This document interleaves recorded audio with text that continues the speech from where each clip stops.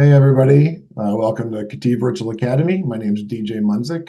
I'm the VP of Marketing here at KETIV. I want to welcome you today for our session Response Spectrum Analysis of Beam Structures with Hari. He's going to introduce himself shortly here in a moment. I am going to jump in with a little bit of housekeeping. Hari, if you don't mind advancing the slide. Sure. For those who aren't aware, we are making some changes. KETIV Virtual Academy is evolving. We're excited to be moving to what I call a more always-on approach, where we're sharing content in sometimes long form, like you see here, other times in short form, but you're going to be engaging with us on social media more. So I encourage you really to join these groups. We have a QR up there for our LinkedIn group. If you're not yet part of our KVA newsletter, we urge you to sign up for that on LinkedIn as well. And then on KVA YouTube, we'll continue to flow out videos there, especially long form stuff on YouTube. So make sure you follow us in each and every place. We want to make this content more accessible for busy engineers. Not everybody can be here on a on a Thursday at 10 a.m. Pacific. And we want to make sure this content is seen by you. So go grab us in these places. We're going to have the ability for you to ask for content, work directly with our experts, and make sure you're helping us steer what you see next. And then if you advance the slide one more time, Hari, before I hand off to you, just want to cover next week is our final live KVA. This is about shared drives used for PDM. We know a lot of people are still doing that. So we're exploring the challenges of that, maybe how to do that more effectively if you have that as your model, but of course, also entertaining true PDM alternatives to a shared drive model. So please check that out. It's with Jose, one of our friendly favorites. And with no further ado, I am going to introduce Hari from our simulation team. Hari, please take it from here. Let me know if you need anything. Last thing, sorry, we do have Q&A open, so please put your questions in the Q&A panel within Zoom, and we'll make sure and have Hari address those. And at the end, if you have something as we wrap, just hit us offline and we'll make sure you get answer to those questions. Thanks, Hari. Good luck, and let me know if you need anything. Thanks, DJ. So firstly, good morning to everyone attending the KVA today. My name is Mohan. I'm an applications engineer over at KETIV, and I primarily focus on Ansys modeling, more geared towards the structural side of things. So today, I'm going to be presenting some content about the response spectrum analysis, which is a mode superposition analysis, and it's pertinent towards analysts who are interested in analyzing structures and their susceptibility towards earthquakes or shock loading kind of situations. So the agenda for today is given thus. So first, I'll be covering just a generic background regarding response spectrum, how it's advantageous over certain transient methods. Additionally, I won't be going too much depth into the mathematical side of things because that's not the scope of this demo. I'll be introducing the significance of a response spectrum and how we can create one, or if we are provided one, how to utilize those. Finally, I'll be demonstrating its workflow within Ansys, and then we'll discuss what the conclusions and key takeaways from this demo are. So to begin with, a response spectrum analysis is mainly used in place of a time history analysis to determine the response of structures in a dynamic environment, which is short and non-deterministic time-dependent loading conditions, the most common examples being earthquakes. Additionally, it can also be used in responses to wind loads, ocean waves, and those which cannot be predicted. They are probabilistic in nature. So it's a repeatable event, but it's a shock event. So that's the generic background regarding response structures and the spectrum and how we're going to use them. Also, in the response spectrum analysis, the maximum response is calculated based upon the input spectrum that you can see on the right, which basically is a graph of the frequency over the acceleration. It's basically a simplified idea of phase excitation, is that we kind of know what the movement of the structure is going to be and which side is susceptible to most loading, the most drastic loading, I would say. And the input spectrum, as I mentioned, is a graph which captures the history excitation of the particular acceleration in the frequency over a frequency, as opposed to a time-based model. Now, to kind of drive the point home, if you consider a bridge or structure designed to withstand earthquake loading for 10 to 15 seconds, just a amount I'm throwing in there. So to simulate this case, we would ideally require a large transient finite element model, which obviously is long duration, extensively computationally intensive. So an alternate method to do that is maybe we could take the time history of the earthquake loading and convert it to a response spectrum.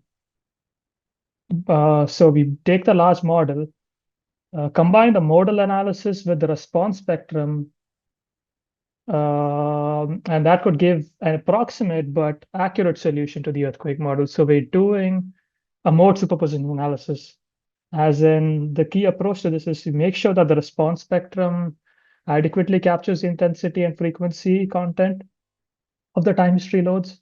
So we're kind of getting the best of both worlds, but at the same time, we're transitioning from a time dependent to a frequency dependent. So that saves us a lot of computational costs. So the response spectrum of a system comprising of a mass and a stiffness and a damping of C, it's usually provided. But however, if you're not prescribed one in advance, assume a small model such as this, subjected to a transient loading such as this, given a time history analysis, where you're given the acceleration in terms of the in millimeters square per second. And it's only done in 1 degree of freedom in this case, but the response peak over time is calculated for a certain frequency. So in this case, we only take the peak, in this case, 95 millimeters per 95 millimeters per second square over this frequency. Now we do the same thing for a bunch of them for different frequencies, a bunch of them, but the same input excitation. And we take in each of these peak amplitudes of over the time history, and we finally get an acceleration versus frequency input. And this is the response spectrum that we are going to use for our calculations. So it basically only takes into account the peak spectral inputs and then we use that for our analysis.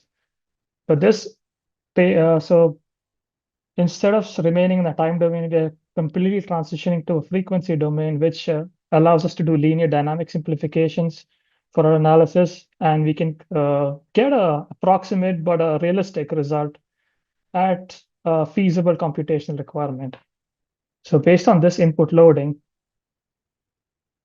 we use that loading and set up a simulation model, which I'll go through in the demo.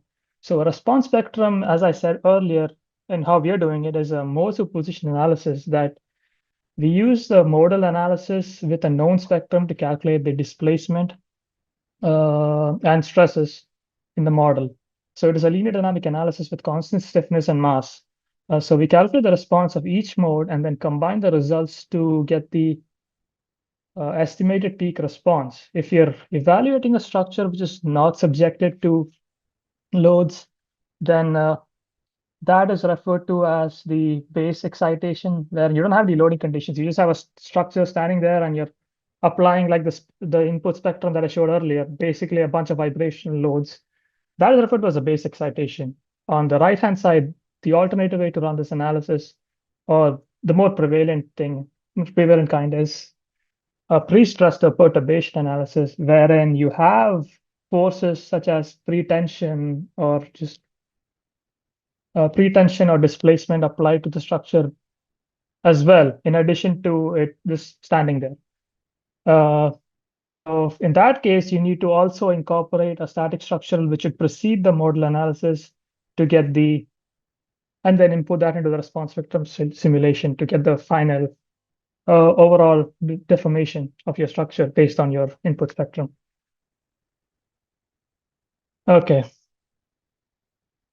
So for that, I'm going to start the demo problem. In this case, I chose a pre-stressed response of a suspension bridge, which is subjected to a seismic load.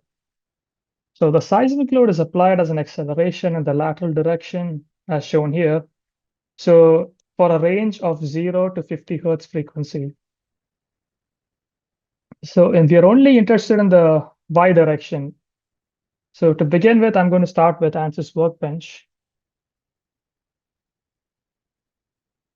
So this is how the general workflow looks like in Ansys Workbench for setting up your own response spectrum analysis. You start off, as I mentioned, it's the pre-stress condition. So you need to do a static structural first, transfer that into a modal analysis, and then do the response spectrum. So I'm just going to run through the model. I've already set it up. Yeah, Hari. Can you hear me?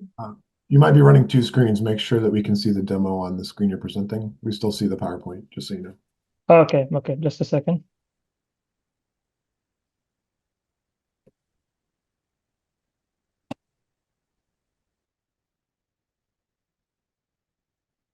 Okay, thanks for reminding me, DJ. So now can you see my screen? Perfect. Yes. Thank Okay, you. perfect. So this is the general workflow for setting up the demo model looks like. It has to be a pre-stressed analysis, so it needs to take into account the static structure prior to doing it in a model and then getting the final response spectrum. So the model setup is shown as thus.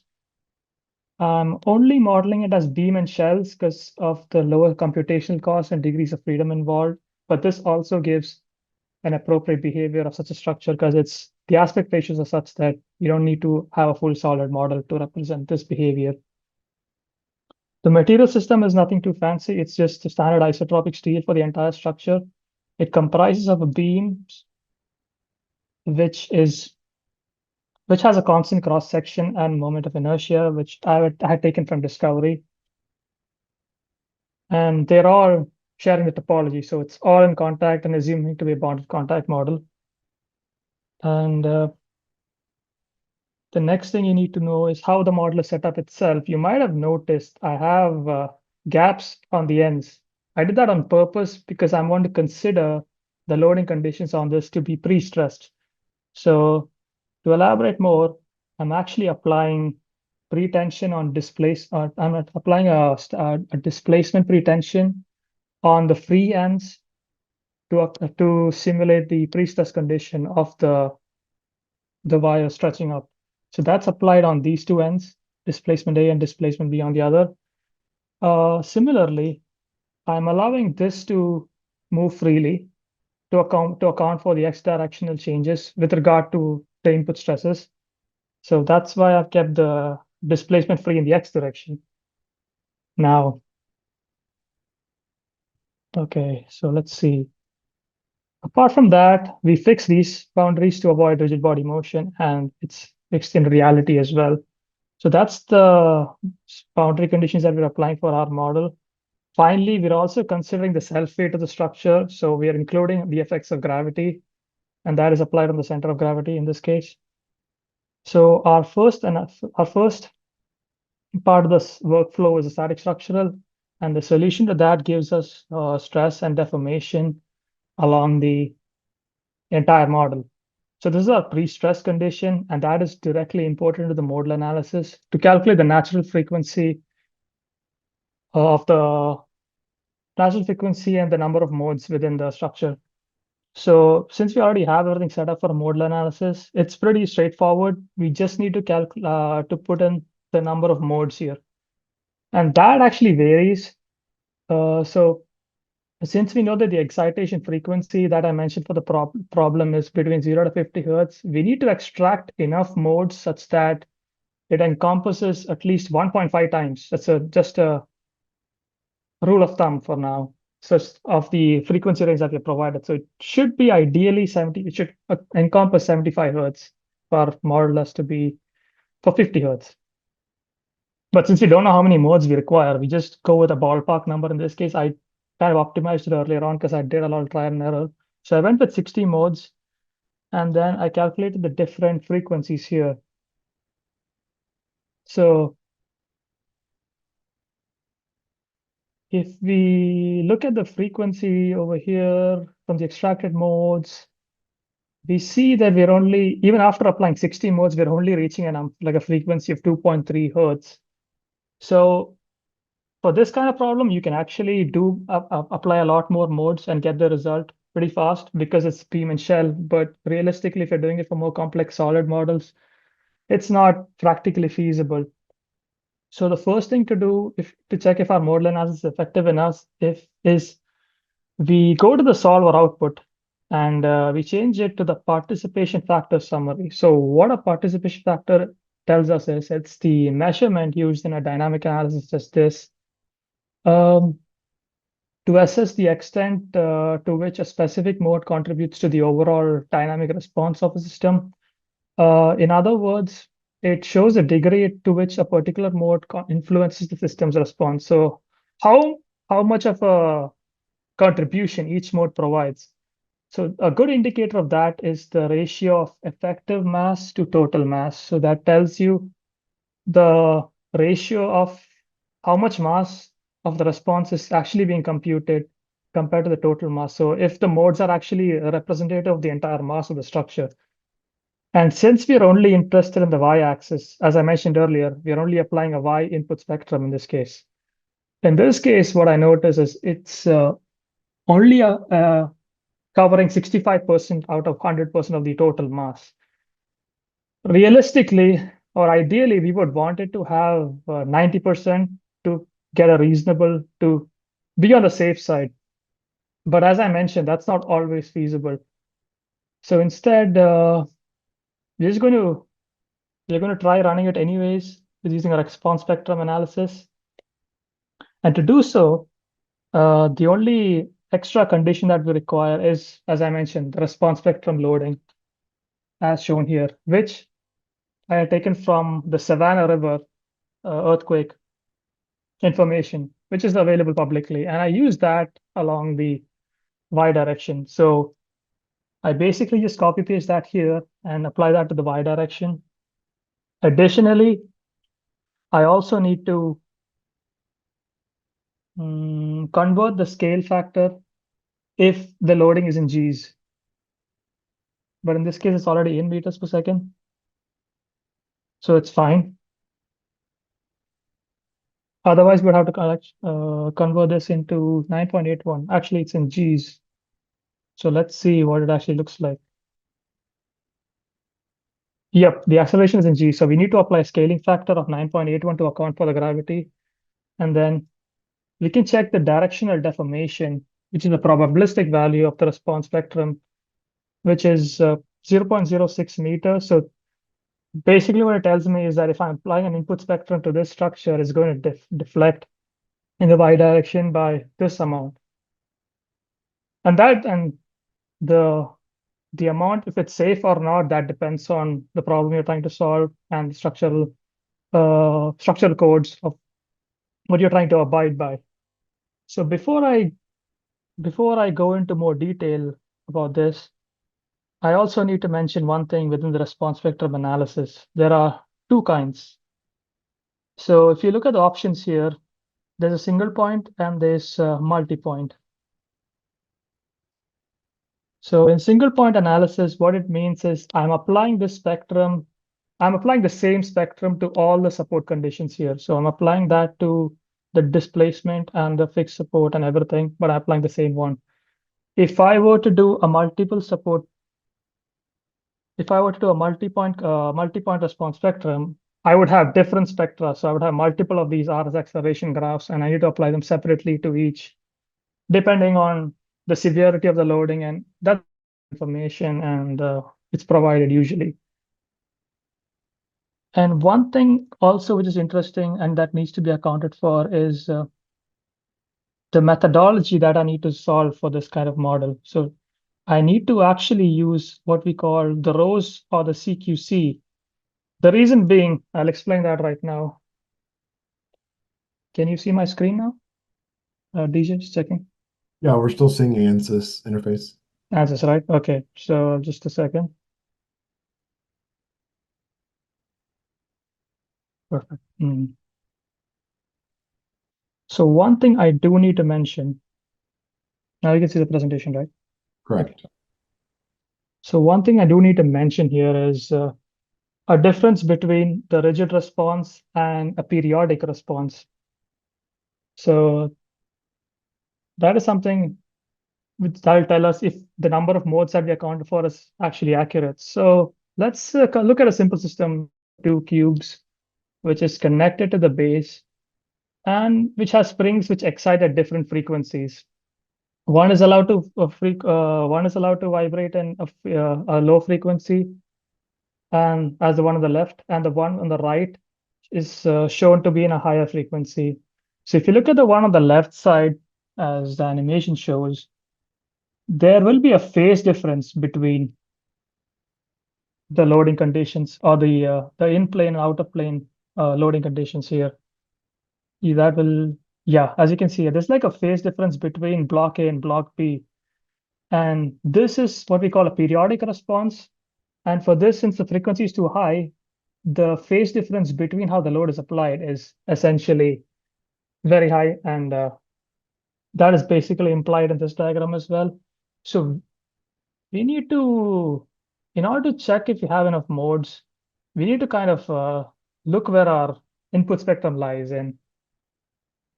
So generally for low frequency, it's a periodic response, and for high frequency is a rigid response. And sometimes we have a transition region that you need to account for both. And so for periodic responses, we need to go by the SRSS, the Rosenbluth, or the CQC method. And if it's rigid, since the contributions they're straightforward, they can be added algebraically. And we need to account for the zero period acceleration as well. So if the response is extremely rigid, we might have to look into this phenomena called missing mass effect, which needs to be included. So for doing that, we need to first go back into our analysis. 1 second.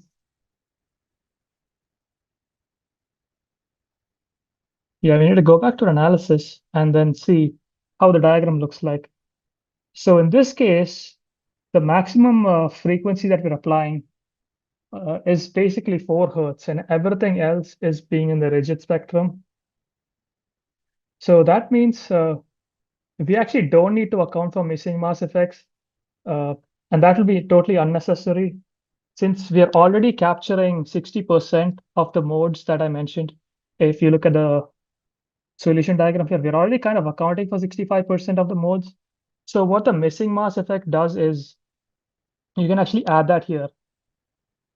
It does inertial calculations in the background. It takes a little computational memory to do that. And it accounts for whatever missing modes you had. But in this case, since most of our spectrum is in this region and everything else is within the rigid side, we don't have to go for that. We would get a reasonable estimate even if we use 60 number of modes, as well as ignore the rigid and the missing mass effects. To kind of show that again, I can increase the number of modes. This will obviously increase your computational memory. But since this is the beam problem, it doesn't take long to solve. So yeah, one way to do is I increase the modes. I check the participation factor summary again to see how much of the mass I included by checking the ratio of effective to total mass. And then if it's beyond 90%, that's well and good, but most likely for structures such as this, or even more complex one, we won't get 90% every time. So even when I increased the modes from 60 to 100, I was still only able to accommodate or get 73% of more contribution. But despite of that, if I still solve it, the response spectrum is generally, since I mentioned earlier, they're all linear analysis, it doesn't take that long. As you can see, my result is still the same pretty much. So that kind of tells me I don't have to accommodate for account for missing mass effects. I would have had to do that if I had significant changes within the transition period or after the zero period acceleration.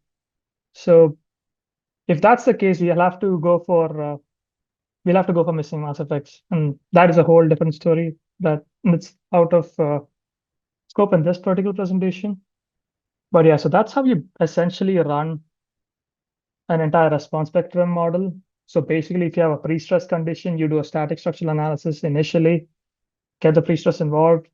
use that to deduce the natural frequencies of the different mode shapes. So this is how different various mode shapes look like. It's basically showing you how it will behave at certain frequencies. Another thing I need to mention is choosing between your rows SRSS and CQC method is super modes which are not closely spaced. To elaborate, if you look at our modal analysis, if you look at this, my modes are within 10% of one another. If that means there's definitely some relation between consecutive modes. If that's the case, you need to go for the CQC or the rows, which is what I did. I switched it because the SRSS assumes that the modes are spaced, have a vast spacing in between them. That means they're not related to each other at all. That means one mode does not affect the behavior of the other. If that's the case, you can go for SRSS, which just does the sum of square addition between different modes and gives you the final result. But for this case, we cannot do that. Say, for instance, if my frequencies were 24 hertz and the next frequency was at 100 hertz or something like that, you can easily go for an SRSS. But in this case, since I have closely spaced modes, I need to accommodate for more different methodologies. So the rows and the row symbol and the CQC is appropriate for that. So that's all I had to show for my demo. Let me just go back to the slides.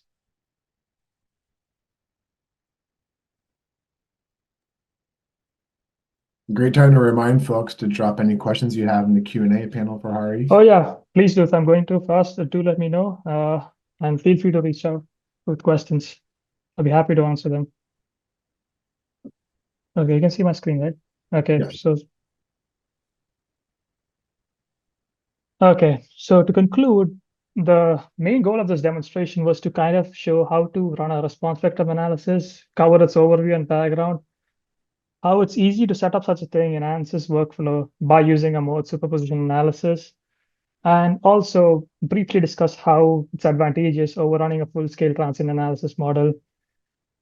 We also went through how we were able to obtain a response spectrum diagram from scratch, as well as when and when not to consider missing mass and rigid effects, and determining the trade-off between computation requirement and the accuracy based on the number of modes within your structure.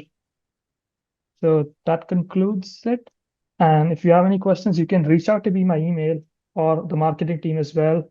And yeah, I'm open to the floor for any questions. Awesome. I don't see anything coming in right now, so I think we'll just let everybody get back to their day. Hari, thanks so much for presenting.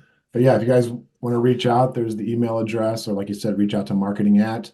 You can always hit me at djmunzik@, hit us on LinkedIn. We're very accessible, so please come find us and let us know how we can help. Otherwise, yeah, I still encourage everybody who's a follower of KVA, make sure you go grab us, grab those links, look out for the emails where you can follow us on our LinkedIn group, our newsletter, and on YouTube to stay in touch with our great content. So thanks again, everybody. Have a great rest of your day, and we'll see you next time. Thank you, everyone.